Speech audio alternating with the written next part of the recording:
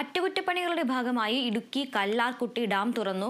അണക്കെട്ടിൽ ടണലിന് മുന്നിൽ ഘടിപ്പിച്ചിരിക്കുന്ന ട്രാഷ് റാക്ക് മാറ്റി സ്ഥാപിക്കുന്ന ജോലികളാണ് പുരോഗമിക്കുന്നത്.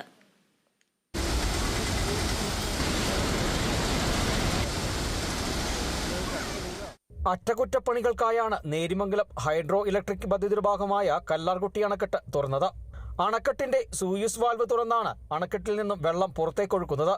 അണക്കെട്ടിൽ ടണലിന് മുമ്പിൽ ഘടിപ്പിച്ചിരിക്കുന്ന ട്രാഷ് ട്രാക്ക് കാലപ്പഴക്കത്തെ തുടർന്ന് പൂർണ്ണമായി മാറ്റിസ്ഥാപിക്കുന്ന ജോലികളാണ് നടത്തേണ്ടതായുള്ളത്. ടെൻഡർ നടപടികൾ പൂർത്തീകരിച്ച് 10 മാസം മുൻപ് ട്രാഷ് റാക്ക് മാറ്റിസ്ഥാപിക്കാൻ നടപടി സ്വീകരിച്ചിരുന്നെങ്കിലും ചില സാങ്കേതിക കാരണങ്ങളാൽ നടന്നില്ല.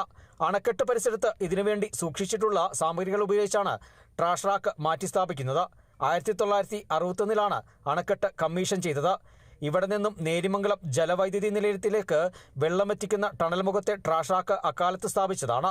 ഇടയ്ക്കിടെ തകരാറിലാകുന്ന ട്രാഷ് റാക്കിന്റെ അറ്റകുറ്റപ്പണികൾ നടത്തുക മാത്രമാണ് ഇതുവരെ ചെയ്തിരുന്നത്. കാലഹരണപ്പെട്ട ട്രാഷ് റാക്ക് മാറ്റി പുതിയത് സ്ഥാപിക്കുന്ന നടപടികൾ ആദ്യമായാണ് നടത്തുന്നത്. Kerala vision news, Idukki.